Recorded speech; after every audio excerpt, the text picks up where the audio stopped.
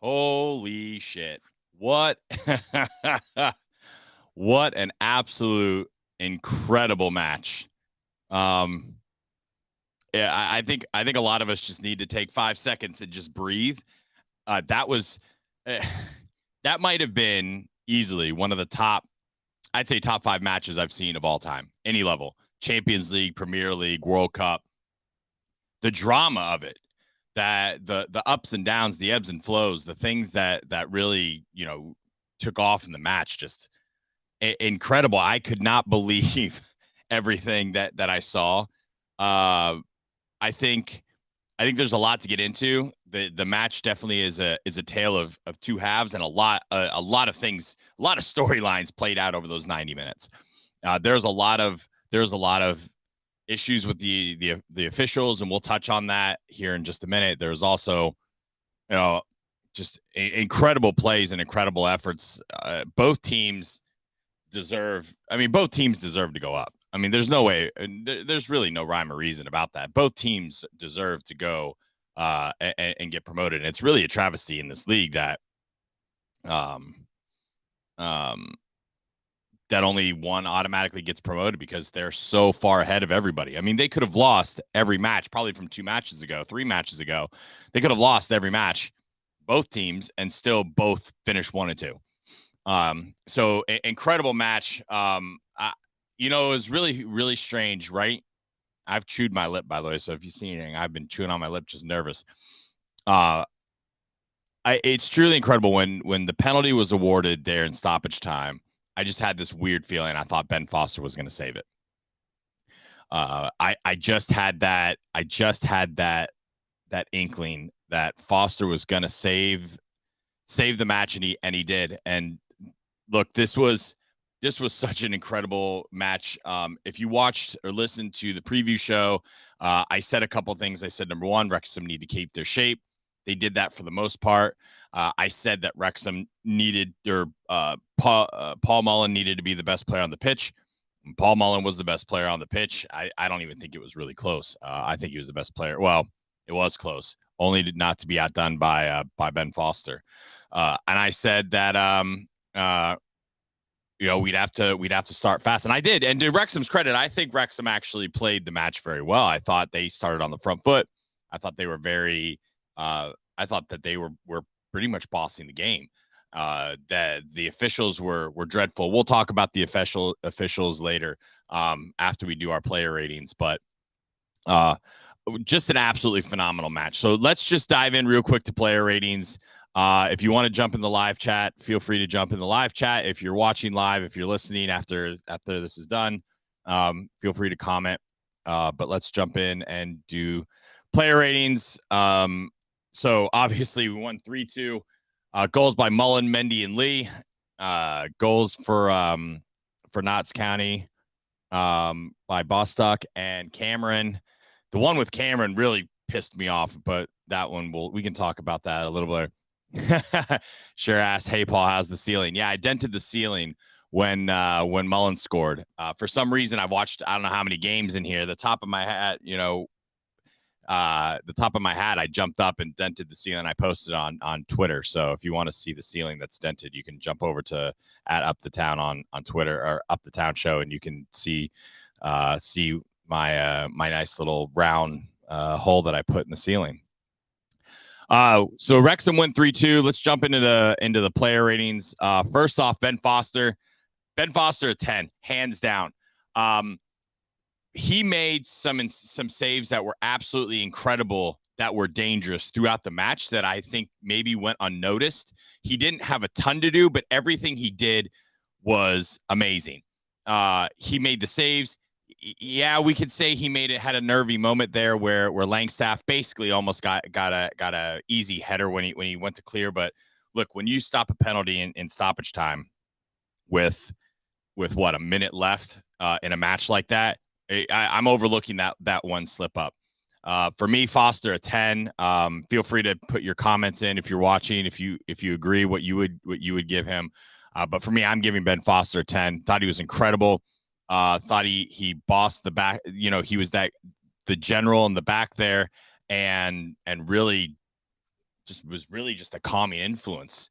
And whenever they needed him to make a big save, or whenever they needed to have him come up and put people in position, he was there and did everything the right way. So for me, Ben Foster is a 10. Kelly Woodward says 10 for sure. I 100% agree. And I don't give out 10s, but in a match like this, you have to give out, because he basically, that save right there might have just won Wrexham the title. Might have just won him, maybe even 11. We'll I mean, he was, Cher said absolutely 10, maybe 11. Absolutely. I 100% agree with that. Tom O'Connor, a 7.5. He was, in the first half, I thought he looked a little slow. I wasn't impressed. He wasn't doing anything bad, but he wasn't standing out, right? So 7.5, solid performance. Don't think he put too many steps wrong. He was solid, kept the shape. 7.5 for me. I thought he did fairly well. Ben Tozer today, I was very critical of Ben Tozer against Halifax. I think I gave him a 3. He got caught out of position. He was way too far up the pitch. He was getting constantly beat off the back line. Today, held his shape, was solid in the center of defense, and dealt with just about anything that came his way. I don't know how to pronounce your name, my man, so I'm not going to butcher it, but in the chat, he's saying supporting Wrexham from here in Brazil. So awesome. We have Wrexham fans from all over the world. Shout out in the chat where you guys are from. That's really cool. I wish I knew how to pronounce your name. I'm going to guess it's Guilherme, but I probably butchered that. Ben Tozer, an 8, solid, phenomenal performance. Egan O'Connor, I'm going to give him a 9, and here's why. I thought, as bad as he was also against Halifax, unreal today. He attacked the ball. His tackles were sound, and the run he made to set up the third goal, where most people would, when you would make that pass where he looped it up, and I think it was Dalby was offsides, and Dalby put his head down and nobody saw O'Connor just run. O'Connor just kept going on the run, and it was just unreal how amazing that was. He was firm in possession. He was sound in defense. Everything was great. It was amazing. A couple other people jumping in here. Chris from North Carolina is on. Kelly's from Plain City, Utah. And yes, it's like, and she says, yeah, and yes, it's like how it sounds. That's funny. Jeff in Huntsville, first time listening. Nice bourbon room. Yeah, you can't tell Bourbon Whiskey is my number one podcast. Sure, is from Nashville. So we got a lot of Americans on, which is amazing. That's what I like to see. This is growing, and I hope this turns into a cool little fan community where we can have forums like this and people can chat and chime in. And yeah, so definitely let me know if you guys agree with the player ratings or what you would give each player, because that's really cool to hear your feedback as well. So Egan O'Connell, a 9 for me today. I thought he was fantastic. Same thing here. Jacob Mendy. I thought Jacob Mendy was maybe the best player on the pitch the first 20 to 25 minutes. Got up and down the flank very well, defended well. Outside of the yellow card, which I actually think was an amazing play he had to make, he kind of got left out to dry on that one. Phenomenal. Didn't put too many steps wrong. Did get nutmegged up the pitch. Didn't really hurt Wrexham. Flew up and down. And yeah, Midlife Mayhem says 10 for Mendy. The only reason I don't give Mendy the 10 is probably because there were a few instances where he did get beat off the ball. Now, that's not his that's not his fault. I mean, he was defending. Some of that was very good as well. Midlife Mayhem said he was phenomenal all game. Agree. Ross said Mendy was MVP as a 10. I'm going to tell you right now, you could give 3 man of the match awards today. I think 4. I think you could arguably give it to Lee, Mendy, Foster, and Paul Mullen. But we'll talk about that here in just a second. So for me, then Ryan Barnett, I'm going to give a 6. He was non-existent on the backside goal Cameron scored. That was probably the one real thing he put wrong. I don't think he did a whole lot else through the match. I don't remember him. I remember he got up the wing one time, I think early in the first half. We did look a little bit dangerous. I think Jones lost possession within that, and I don't remember his name being called. So outside of that, I think that I don't think Barnett played a terrible game, but he was definitely responsible for that backside. There was no one there, and he should have been covering that space that Cameron ran into. Midlife Mayhem said, agree. Kelly Woodward said, I'm going to say a 10 for Mendy. Felt like he stayed strong all day. I agree, he did. I agreed. I think he was just a little bit short of a perfect game. And 9 is amazing, though. Barbara Manriquez says, same Kelly, he really stood out all game. I agree. I think he stood out. I think he was phenomenal. Harrison Field says, incredible match, night and day difference in the defensive play compared to how we played in Friday's loss. Ben Foster with a lot of exclamation points. I agree. Elliot Lee also gets a 9 for me. Elliot Lee had the game-winning goal. I thought he was phenomenal. Look, it takes a lot to get a 10. You almost have to play the perfect of perfect matches. So a 9, honestly, you probably should have gotten a 9.5. I think I meant to change this. So I'm going to actually change this and say 9.5 for Elliot Lee. He was absolutely phenomenal. I think he pressed the ball well. His distribution was okay, or it was good. There was times where his distribution was a little bit sloppy, but he was constantly pressuring the ball. He was high up the pitch. He was creating things. He was sound in possession for the most part, and that goal was sublime. Harrison Field, Midlife Mayhem said Barnett didn't stand out, but was critical in controlling the mid lanes. I'll give him a 7.5. I don't disagree with that. That's a good take on that as well. And Kelly Woodward said hard agree on Lee. Lee, for me, could have also been man of the match. But I think there's just multiple things that really just stood out as to why he wasn't. Look, you have to give the players that Wrexham needed to stand up in this match, I think for the most part did. Their stars, their back line, everything. They didn't put a lot of steps wrong. And we'll talk about some things where I think they're a bit unlucky. And we'll talk about that after the player ratings in just a minute. So Elliot Lee for me, a 9.5. I should have changed that. Andy Cannon, I'm giving a 6.5. Again, kind of like Barnett, I don't think there's not a lot that he did. He did get caught a couple times in possession.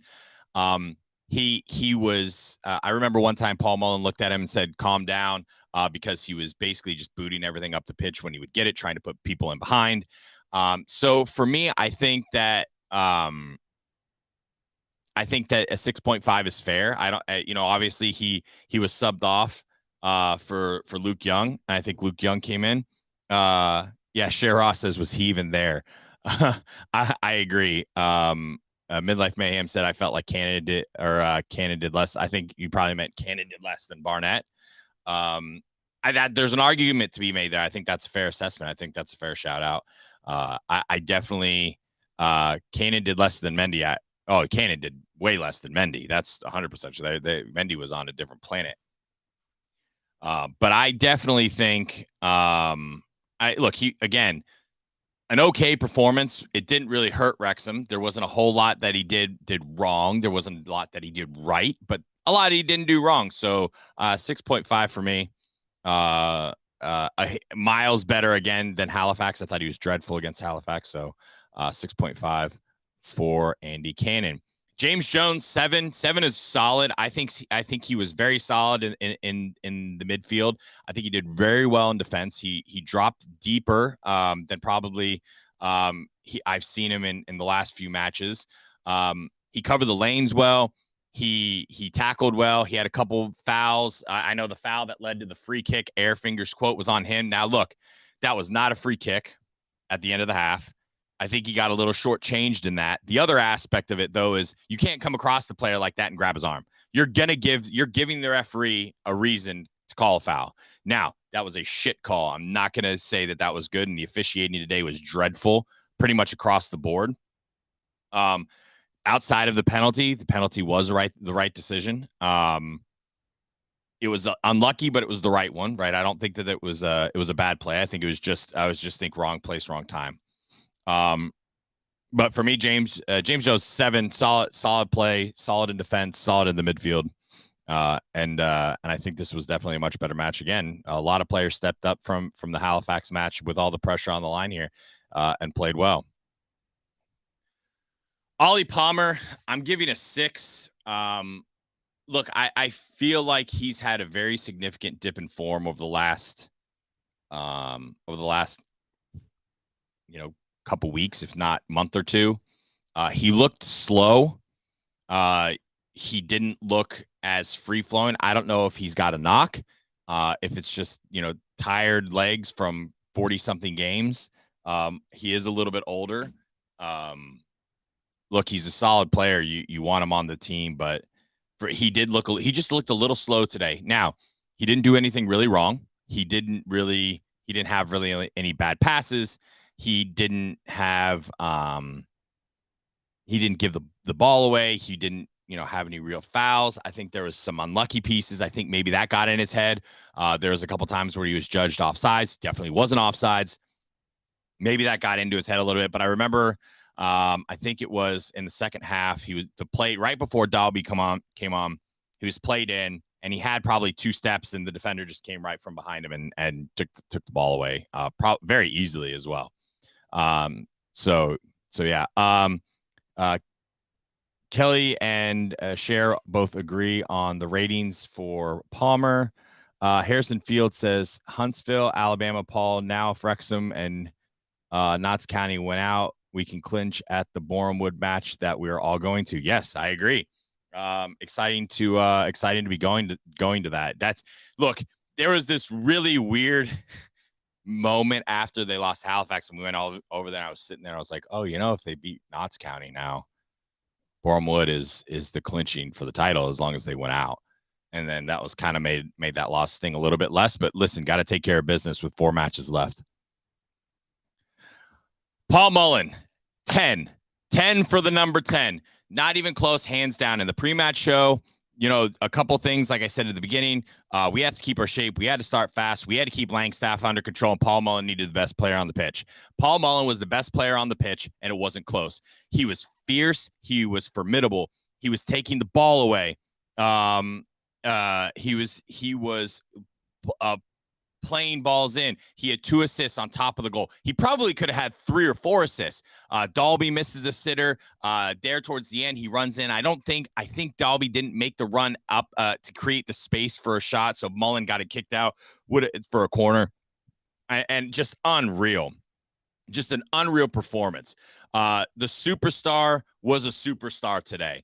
And the performance he put in today, I know he won man of the match, and it was a man of the match type performance. Jeremy says Robin Ryan should build a statue for Paul Mullen. He scores every fucking game and also does assists. Like today, he was involved directly in all goals today. Phenomenal. 100% agree. Kelly said 11. Midlife Mayhem says 10. That boy works. He 100% does. Sheross says 11. Mullen is the hardest working one out there. He is. He has a motor that's unbelievable. I mean, an unbelievable motor for someone. And like my biggest worry sometimes is late in the match when he's running. I'm just like, please don't pull a hamstring. Kelly Woodward said he wanted this one. Wanted this and made everyone want it more too. 11. Sheross said earn that damn cape. He definitely did. He was super Paul Mullen. Very unlucky. Again, we'll talk about the unlucky, some of the bullshit after we go through the player ratings. I'm sure a lot of you are going to have opinions on that. I definitely have some opinions. But Paul Mullen, a 10, and just an unreal, incredible performance. So let's go through the substitutes. Let's talk Sam Dalby, a 6, missed the sitter. Was a little bit loose in possession, came on, I think did an okay job. But that right next, look, Mullen bossed everything. I think if you would have had Dalby or Palmer playing a little bit higher of a level, I think this match could have been put away earlier. Nothing crazy bad, but also not amazing. He should have scored, and that would have iced the game away. But it is what it is. 6 for me for Sam Dalby. Luke Young, again, a 6, came on late, didn't do a whole lot. I don't really remember him being his name called. I don't remember him being in possession or the buildup very much. So a 6 is kind of middle of the road for me. And for me, Luke Young was a 6. Phil Parkinson, as bad as he got it against Halifax, 9. Phil Parkinson was set us up phenomenally well. I think maybe Barnett might not have been the greatest choice, or Cannon. I think we might have been able to. I think those two players may not have been the choice. Got it right with O'Connor, though. O'Connor had a very good match. Set up well. We were a defensive attacking team. And what I mean by that is those 3 at the back played very much 3 at the back. If one of those ventured forward, you would see someone like Jones or even Cannon drop back deeper. That was phenomenal. We were very much in almost like a rotating back 5 with Mendy getting up the way. I mean, Mendy was a nuisance the whole match. Phil Parkinson, just an amazing tactical match. The only reason he didn't get a 10 is because we gave up 2 goals. Really, one of those goals was just a terrible backside defending by Cannon. But Midlife Mayhem says, I feel that's a little low for Dalby. I'd give him a 7. He was there and had a good shot. The only reason I'm not giving him a 7, honestly, is just because he missed. That was a sitter. He should have placed it better. I think he rushed the shot. Background player today for Young. I agree, Kelly. Midlife Mayhem says Parky is the heart of the team. Amazing. He got everyone prepared after that loss. Listen, I'm going to tell you right. I think Parkinson probably peeled the paint off the walls, off everybody's cars, made their kids cry. I mean, if you've watched any aspect of the documentary, you've seen Phil Parkinson. Phil Parkinson drops more F-bombs than anybody in the history of people. That was there. And so to sum it up, I cannot give one man of the match. I have to give it to 2 people. My header is, I didn't think that one through. That's kind of fucked up. I'll know that here we go. We'll make this easier. We'll do it this way. Oh, this way. Here we go. Man of the match. Men of the match. Not man of the match. Men of the match. For me, it's got to be Mullen. And with that save at the end, you have to give kind of like that joint man of the match to Ben Foster. I think the 2 at both ends of the pitch were phenomenal. Mullen with the goal and 2 assists. I don't think that Ben Foster could have done a hell of a lot on either goal. That was, we want to bitch about the referee. That was a world-class strike. Nobody's saving that. I mean, that was phenomenal. I don't think that Foster could have done a damn thing on that one. The backside goal, again, not his fault. But how many times did he was tipping passes? There was one, I think, right there at the end. Langstaff would have had that in, and it looked like Langstaff just missed it, and it didn't. Foster flew in and tipped it away from Langstaff, and that was phenomenal. So for me, these are the men of the match. Paul Mullen and Ben Foster. I think you kind of have to do that. AJ Jones says, sorry, let me go back up a little bit, catch up on the chat. Sherrod says, yes, agree. Midlife Mayhem says Mullen with exclamation points. Al Jones, sorry, not AJ. Parky was brilliant today. Outcoached the Knots manager who got found out with the high line. Yeah, listen, and we're going to talk about that here in just a second. Kelly Woodward, absolutely agree. Both deserved it. Mullen scoring and Ben saves. Can't win without both. 100% agree. Thank you, Kelly. Midlife Mayhem, Foster double save on that penalty kick was amazing. And Sherrod said Knots County's page is super quiet. Yeah, I would assume. Look, and to be fair, they were phenomenal. I mean, they're a phenomenal side too, and it really is a shame that only one of us get automatic promotion. Now, but let's talk about where this match was, though. The second 45 minutes is different than the first 45. Parkinson obviously got a yellow card. If you were watching on the streaming in the United States, the commentators started to be very critical of the officiating. Apparently, he had also went after the refs before the halftime whistle and said, you've gotten at least 4 or 5 decisions wrong. There's 5, I counted them, 5 offsides calls that were not. And I'm sorry, but the Vanarama National League and anything needs to look at this and just see how in the world does your referee in the most basic thing in the world get 5 decisions wrong. Wrexham should have been up at least 1, if not 2-0 in the first half. absolutely shit refereeing by them. And look, I think that the free kick was terrible. I think the referee was a disgrace for giving it. If he blinked, I can see where maybe he thought that Jones actually clipped him.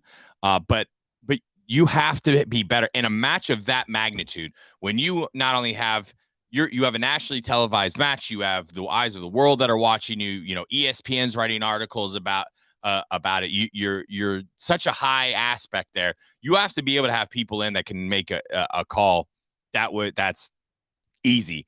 And to be honest, there was an aspect where I was pondering at halftime and saying, listen, Vanarama National League is going to make millions of dollars off Wrexham if they went to the playoffs to earn promotion. God forbid they didn't go get promotion, the millions of dollars they make next year. You had to ask the question. Now, in the end, Wrexham overcame all that and won the match.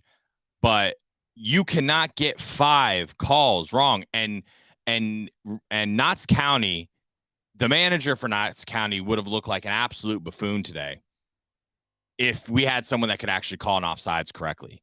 Because if we have someone that calls an offsides correctly and knows how that rule works, which I don't know how he doesn't, Wrexham have probably another goal or two and win this match. I might maybe even win this match somewhere in the 4-1, 5-2 realm. Absolutely terrible, disgraceful officiating by that. Al Jones says Parkey also changed the system 3 different times and had the boys week drilled for today. You could see we played a similar system against Halifax, probably why we lost. Cher Ross said, agreed all. Kelly Woodward, 5 worthless dumpster fires of refs. That was a dumpster fire. Midlife Mayhem, absolutely craft reffing the first half in particular. Cher Ross said, shit calls all around them. Al Jones says, ref shocking. Looked like the other coach talked to the refs and said, we will be playing a high line, so look for offsides. I've done the same thing when I was a coach. Cher Ross said the score would have been so much higher at the full time. I agree. Look, it wasn't. It's one of those things where in the match you're like, this is egregious and unjust, and at the end of the match you're like, this was an incredible match. What would have happened there? I think it would have been way more beneficial for Wrexham to have won 4-5-1, 4-5-2. Still could have, which is the crazy thing with all that. Like, let that sink in. Wrexham had 5 unjust offsides penalties where they were probably in with the keeper on 2-on-1s, 1-on-0, 2-on-2, and still won the match 3-2. Dalby misses a sitter, and also in stoppage time, someone doesn't peel off correctly when Mullen has the ball 6 yard, or not even 6 yard, 3 yards from the goal to give him to give space so he could lay a pass off for a tap in. I mean, let that sink in. Wrexham still could have won 5-2, and that's without the offsides. I think Notts County very lucky that they only lost 3-2. I think Wrexham bossed the match from the opening whistle. They controlled possession. They were look. Notts County had dangerous moments of possession. They're free flowing team, but we had the other thing to think about is Wrexham took a guy who just broke the record for the most goals in National League history and made him almost a bystander. I mean, how many do you remember Langstaff's name being called very often? Twice, I think, something close. They marked him.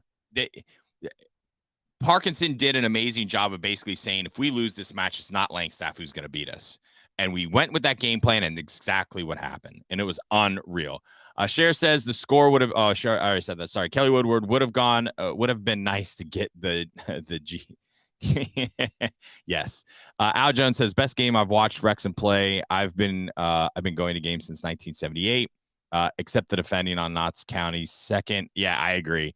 On that. I don't know what happened. I think we played a phenomenal match all the way around until that, which was just mind blowing. I mean, when that ball went in, it's just like there should never be a gap on a corner like that ever. And I mean, that's just where Barnett has to be there. Midlife Mayhem, I'm still shaking from the joy of the win. I may rewatch the game tonight. There's no way I'm rewatching that. There's no way I'm going through that again. That was just such an incredible thing. So I'm so excited. I will be in Wrexham on April 21st, and I will also be there the 22nd. knock on wood, hopefully I'll find some tickets to the match. This is the first time I've actually gone where I don't have tickets in hand, but I'm going anyway. I'll also be at the FA Cup semifinal for Manchester United and Brighton the next day. So it's going to be a really exciting weekend for me. I cannot wait to see. I cannot wait to see how the atmosphere is going to be. Look, they're going to play the best defensive side. Thankfully, it's at home. But if they can win the next two matches, they go into Boreham Wood with that. Al Jones says my dad has a spare ticket. We'll have let me know how I can talk to your dad about buying that ticket off him. And I know Wayne, who owns the turf, he's trying to find one for me. But Al, if you know, I'm guessing that you live in Wrexham. Cryptic Construct said 3 a.m. here in Australia. Sleep not possible after that. Buddy, I agree. I went to bed fairly early last night and couldn't really sleep. I was just kind of tossing and turning, thinking about the match and things to save. Different things happen because you get into a situation like this and you're like, but 3 a.m. Well done you. So that means the match started at midnight, I think, your time. Cher said Al is the king. If I get a ticket to that match, that he can be a king. I'll send you all kinds of. I'll send you bourbon with friends and up the town swag for you can make that happen for sure. Yeah, for some of you probably are wondering why I have so much whiskey in the background. I do have a very big whiskey podcast. We were the #1 whiskey podcast in the world two summers ago. We've been heard in 76 countries, and it's kind of the reason that spurred this love of Wrexham and allowed this to happen. So it's amazing. Harrison Fields, I'll be stopping by the turf on Friday. I'll message you when we get. Yeah, definitely. If you guys are in Wrexham on April 21st, tentatively, I'm going to be doing podcasts in the turf, probably between 6 or 6:30. Going to try and do it all before 8. I think it's going to get crazy, and that. And it's going to be, yeah. Al, are you in the San Diego WhatsApp chat? I think you just said DM me on WhatsApp. So I think that you might be in the WhatsApp chat that I'm in for the San Diego match when they play United. Just incredible. Just incredible. I'm so blown away with the match and the reaction. It was interesting that I thought Twitter was quiet.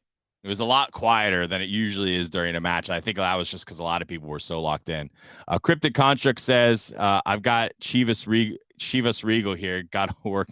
Yeah, got to work out going during the. Yeah, I got some Chivas too, but I haven't really opened it. But that's because it's kind of a celebrity. But I actually have.